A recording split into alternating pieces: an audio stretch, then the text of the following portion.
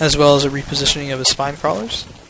Some of his many. Now they're up on the ridge as well, which is pretty smart, as I think they have 7 range. Yes, they will outrange Hydras just by 1, and they will require an Overseer to kind of pop up the ledge as well. So lefeu kind of stalling his creep highway, but beginning in both directions.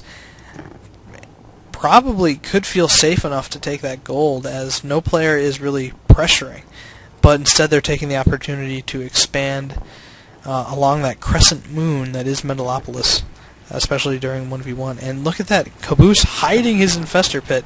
Woe be the overlord that derelicts his duty and allows that to go down. That would be very, very bad for Caboose. And of course, he already has his hive, so what does he care? He is not doing much with it.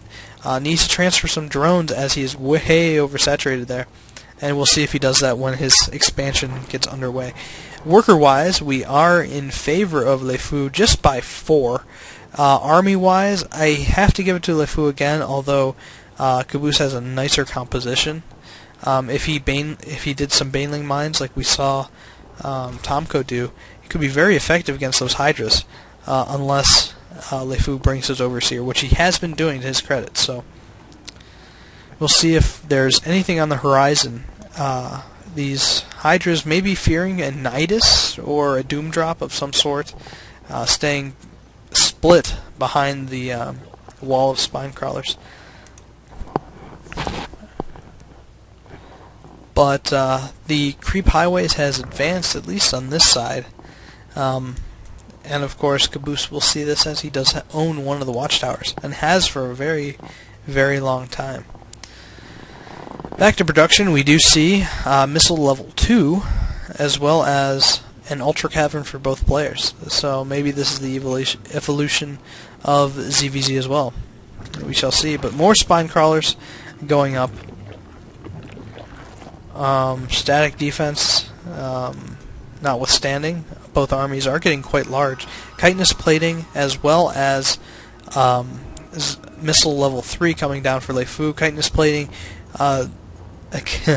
wow, Carapace 1 and Melee 1 coming for Caboose, who has inexplicably used every mineral he has, both on upgrades and units.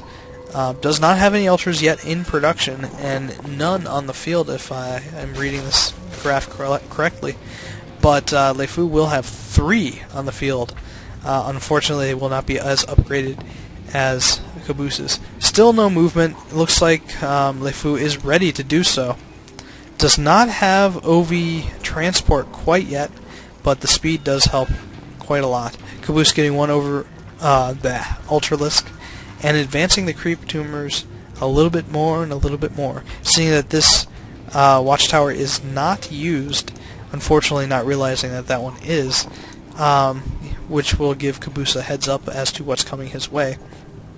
Could prove detrimental to lefeu's push. Although, these banelings being in the back, even though they have speed, must pick their spots well. They're very tactical, and when these ultras come out, they're not going to be able to do anything against them. 3 armor already, 500 hit points, and not being light really hurts banelings, as they only do 35 to light and only 20 to armored units like ultras.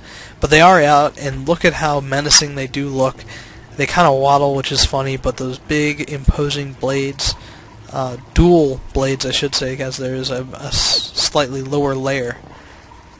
And Caboose says, "Oh, fuck me." Sorry, I had to imitate him. I usually try to avoid cursing and whatnot. And he realizes that the push is coming his way, and I think Caboose has resigned himself to his fate. We'll see if he just spams a bunch of creep tumors in the hopes that it gets done in time. 2 ultras out-upgraded his opponent, but the sheer number that he has is just absolutely staggering. And they will engage, and they will do some area effect damage to each other, but the support from the Hydras will make the ultras fairly ineffective. Banelings do a little bit of damage, getting 4 or so Hydra kills. The better concave goes to lefeu, at least for the moment, as he is able to shoot from the low ground. Ultra's getting stuck behind Not good. Now, ooh, 3 more Hydras, maybe even 4 going down, but the Ultras might prevail. We only have 7 Hydras in production. This one Ultralist turns tail and runs, thinks better of it, and probably will regret that decision in the morning, if he sees morning. Looks like he is moving down, nearly killing this Ultra, but also nearly losing his life as well. And it looks like this Queen, inexplicably burrowing, going to double transfuse this Ultra, continue to transfuse, but 3 Ultras and a bunch of Hydras are enough to overcome it. And can they get that? Yeah! Boom! Ultra goes. Ouch. And now a bunch of Speedlings to reinforce that. Unfortunately, 0-0 on upgrades for melee. Caboose was in a better position had he had more Ultras on the field. I think that he might have won that. But both players not even killing the Mech statue.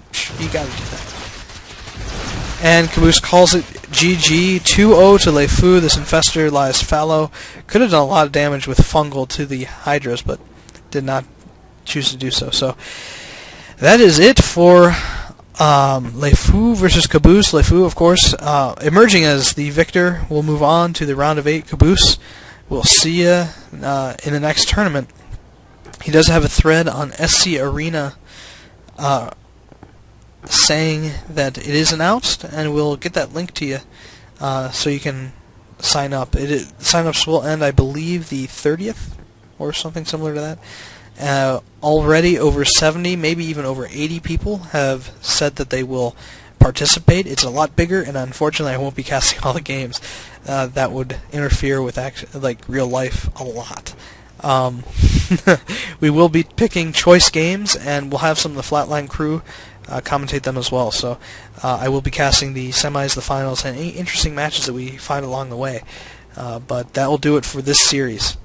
So look forward to the next one. We'll hop on the other side of the bracket and choose one from there as well. So for the next round of 16 game, come back to my channel. Thank you.